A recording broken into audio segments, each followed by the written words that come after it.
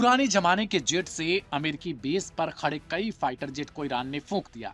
बड़ी खबर middle east से आ रही है, जहां ईरानी F-5 ने किस तरीके से अमेरिका के बेस पर हमला किया था, वो वीडियो अब ईरान ने जारी कर दिया है और दुनिया को दिखा दिया कि फाइटर जेट पुराने हो सकते हैं, मगर जज्बा अपने देश के लिए हर वक्त नई रफ्तार से आक्रामक होता रहता है।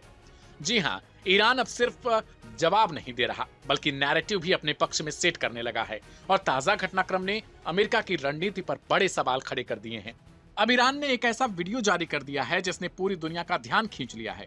दावा किया जा रहा है कि एक पुराने F-5 फाइटर जेट से अमेरिका के बेस पर हमला किया गया और अगर ये सच है तो सिर्फ हमला नहीं, बल्कि अमेरिका की हाई टेक डिफेंस सिस्टम पर भी सीधा वार किया गया है। ईरान ने वीडियो दिखाकर इस बात के लिए अपनी तरफ से इशारा कर दिया है कि उसने ये वाकई में कर रखा था।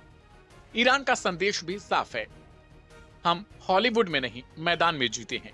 यानी वो यह दिखाने की कोशिश कर रहा है कि सीमित संसाधनों के बावजूद भी उसने अमेरिका जैसे सुपर पावर को चौंका दिया। रिपोर्ट्स के मुताबिक इस ऑपरेशन में लो एल्टीट्यूड फ्लाइट यानी जमीन के बेहद करीब उड़ान भरकर हमला किया गया था ताकि रडार से बचा जा सके। ये रणनीति उसकी सालों पुरानी है और यही रणनीति अमेरिकी डिफेंस को भेदने में कामयाब भी रही। इतना ही नहीं, अब एक बड़ी रिपोर्ट सामने आई है। इसमें दावा किया गया है कि ईरान ने मिडिल ईस्ट के 8 देशों में फैले कम से कम 16 अमेरिकी सैन्य ठिकानों को निशाना बनाया।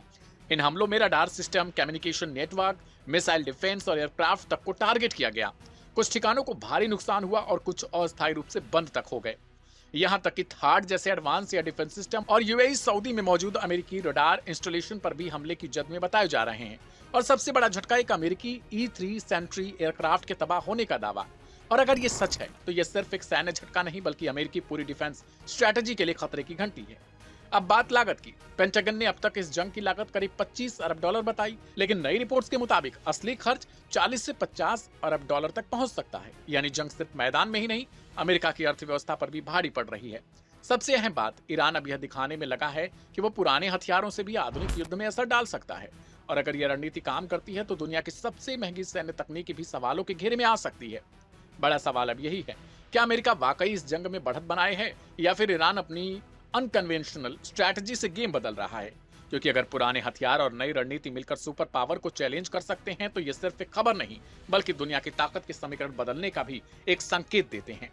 फिलहाल ईरान अपने आप में जिस तरीके से अमेरिका को अपनी ही शर्तों पर लेकर आ रहा है, वो अमेरिकी यानी ट्रंप शासन के लिए बहुत बड़ा झटका भी माना जा रहा है।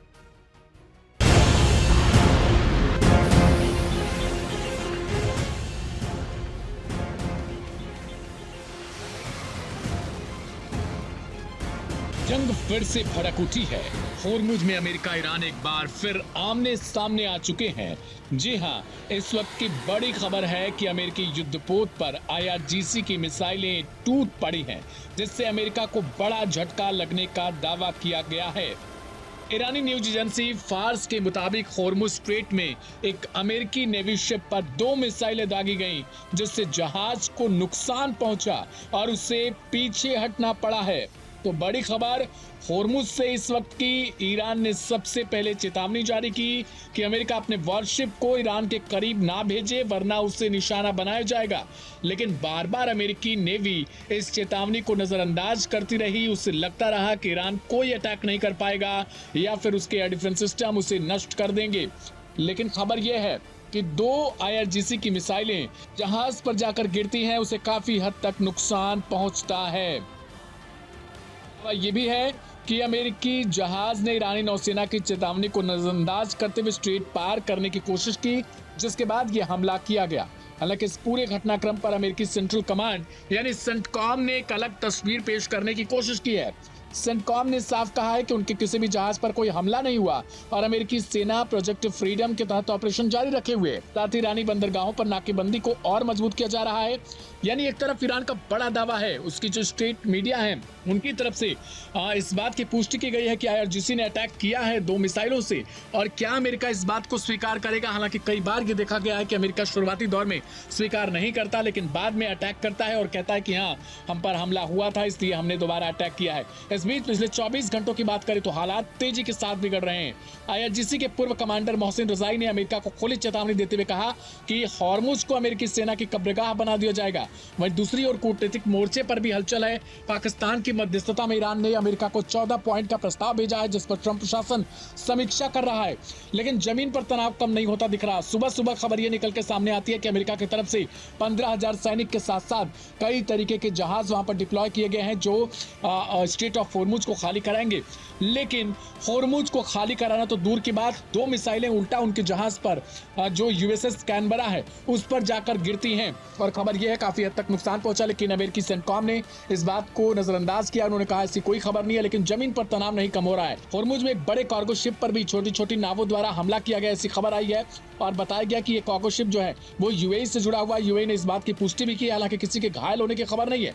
वहीं अमेरिकी नाकेबंदी के चलते अब तक 49 व्यापारिक जहाज अपना रास्ता बदल चुके हैं। इस टकराव का असर सिर्फ समंदर तक सीमित नहीं रहा। देखिए, अमेरिका के अंदर भी इसकी गूंज सुनाई दे रही है। पेट्रोल की कीमत बढ़कर $4.4 प्रति गैलन पहुंच गई है। वहां पर फरवरी के बाद से इसमें $1.47 की बढ़ोतरी भी दर्ज की गई है।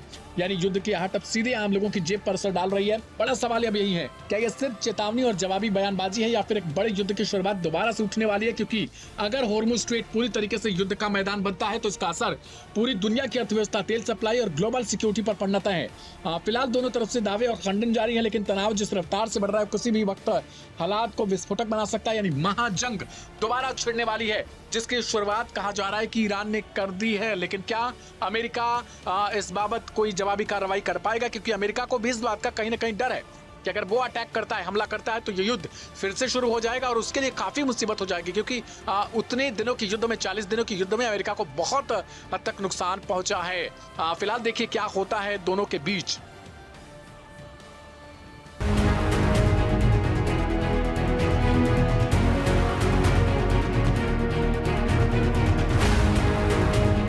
अमेरिका और ईरान के बीच पिछले 2 महीने से जारी युद्ध को समाप्त करने की कोशिशों को बड़ा झटका लगा है। अमेरिकी राष्ट्रपति डोनाल्ड ट्रंप ने शुक्रवार को ईरान द्वारा भेजे गए शांति प्रस्ताव पर असंतोष व्यक्त करते हुए कहा कि वे तेहरान की पेशकश से खुश नहीं हैं। व्हाइट हाउस में पत्रकारों से बात करते हुए ट्रंप ने स्पष्ट किया कि जब तक ईरान सही शर्तों के साथ सामने नहीं आता, अमेरिका किसी समझौते पर हस्ताक्षर नहीं करेगा। राष्ट्रपति ट्रंप ने ईरान के सामने केवल 2 विकल्प रखे। उन्होंने कहा कि हमारे पास विकल्प मौजूद है, या तो हम वहां जाकर उन पर भीषण बमबारी करें और उन्हें हमेशा के लिए खत्म कर दें, या फिर हम कोई समझौता करने की कोशिश करें। मानवीय आधार पर मैं समझौते को प्राथमिकता दूंगा। ट्रंप ने यह भी दावा किया कि ईरान की हालत खराब है और वो समझौते के लिए बेताब है।